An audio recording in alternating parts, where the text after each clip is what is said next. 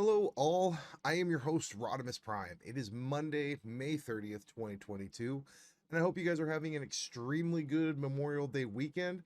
Hopefully, you had an extra day off. I unfortunately have to work today. But this last weekend, we had a couple things go on. We had the final results of the Major 3 qualifiers and how the bracket's going to shape out for the Call of Duty League going into the Toronto Ultra Major 3. We also had the reveal of the next PlayStation State of Play event, when that will be, what time it will be, and potentially what could be revealed at said State of Play. So let's get into it. Here we go, and let's look at this weekend wrap up.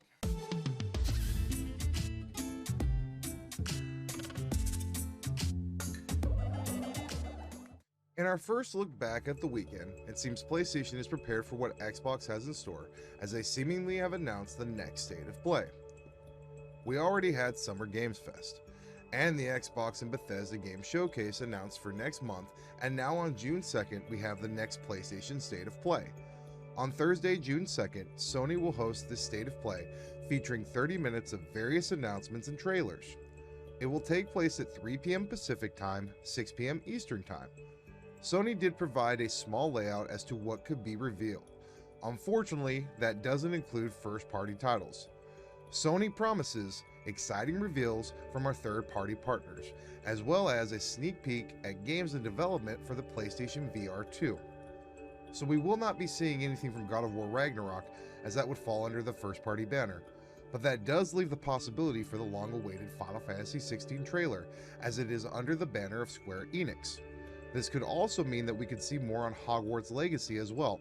Both Final Fantasy XVI and Hogwarts Legacy are slated to release later this year, so it would make sense that both of these titles be highlighted at this upcoming State of Play.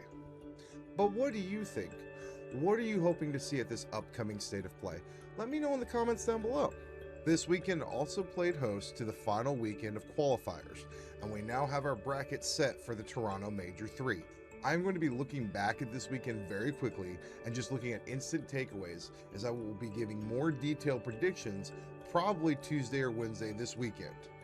As I said, guys, we're not going to get into too much detail today as to what's actually going on. I'm just going to do 3 instant takeaways, just things I noticed this weekend that were interesting, before we get into actual real detailed breakdowns of what's going on with this.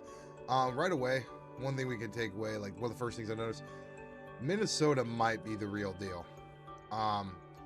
They legit finished this split before the major. They went 15-3 in map counts.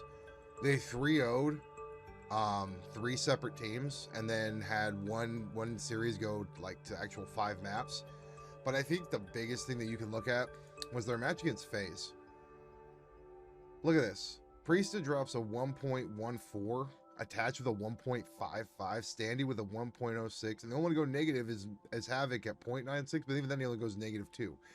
If you look at what they did to FaZe, and look at these scores, I mean, it's 250 to 143 at 6-1. Rocker wins the control. You know, I mean, it doesn't actually show what ended up happening here, but that's fine, whatever. But they dominated this split. If this translates to LAN, they have the real opportunity here of being a team that does something and really shows up and like could potentially win this. They're the #1 seed going into this tournament. It'll be really interesting to see how they play out. It'll be really interesting to see where I predict them going and how they go through the bracket, because the bracket is definitely, it's very interesting this time, and we can kind of look at that a little bit today as well, but like I said, we're not getting too detailed into this. Second takeaway, and we're just gonna look at this. I want you to look at Atlanta, look at FaZe. I want you to look at these KDs. Sim 0.73, Abizi 0.83, 0.61 from Arcides. Another series Arcity went a 0.94, Selling went 1.04. They got beat 3-1 against Optic. Got beat 3-1, so they lost to Optic. You know, it's one of the losses. And you go look at the match against Rocker.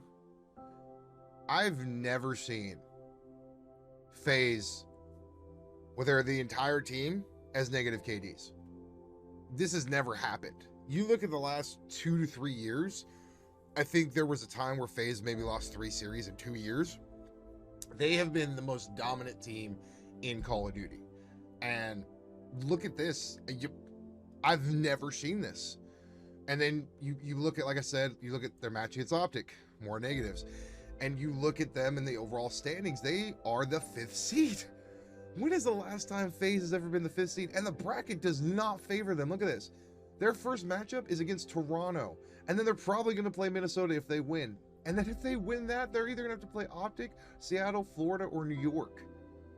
That is not an easy bracket for them. You may see Atlanta go into losers bracket after their first or second match. And they may have one of the toughest runs to get here. Now, they'll probably make it out of losers if they do. But the one question I think, or the takeaway I have from this, and what I was really getting to, are we really now at this point in time where the time for Atlanta is over, or the dominance? We have to look at this from the perspective of Atlanta has been that team for the last 2 to 3 years that has just beaten everybody. Just win.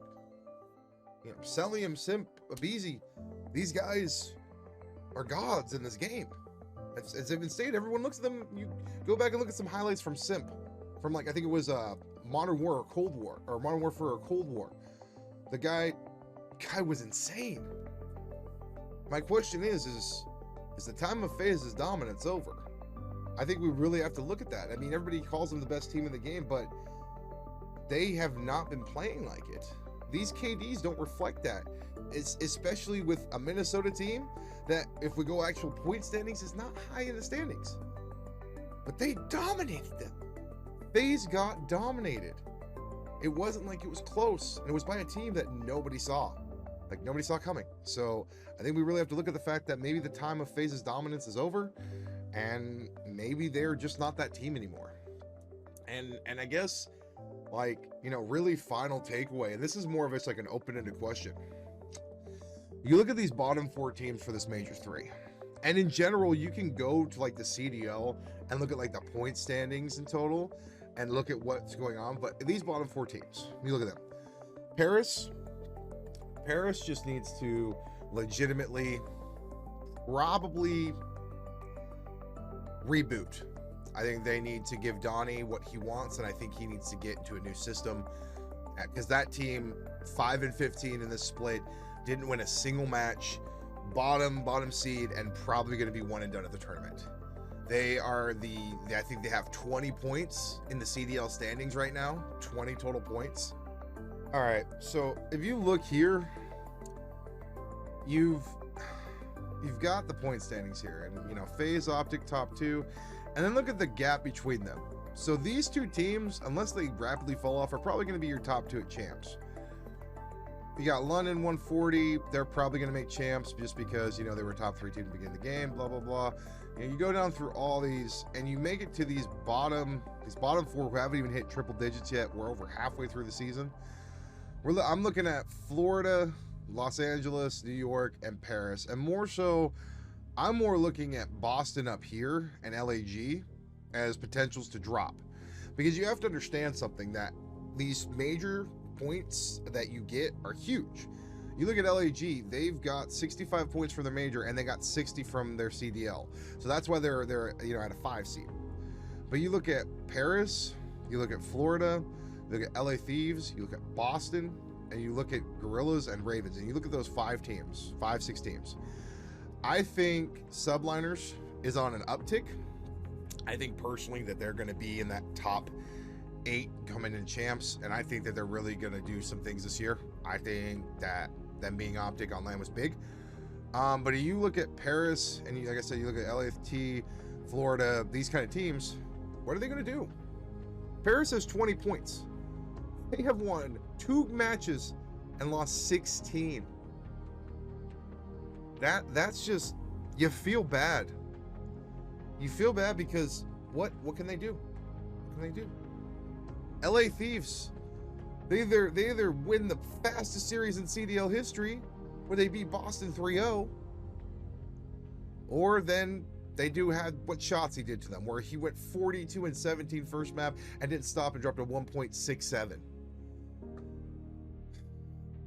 What do they do? We're getting to the point in the season where if you're a team who's competing, you've got very little time. We've got Major 4, and then it's champs.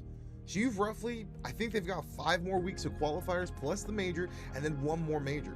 So let's say you get 10 points. So that's 50 points plus a potential for 65 points at the major. And then let's say you go to that next major and you win that. So the potential total points for a team that goes, if they win this entire thing, is 100 and I want to say 65 is 130 plus 50 is 180 points.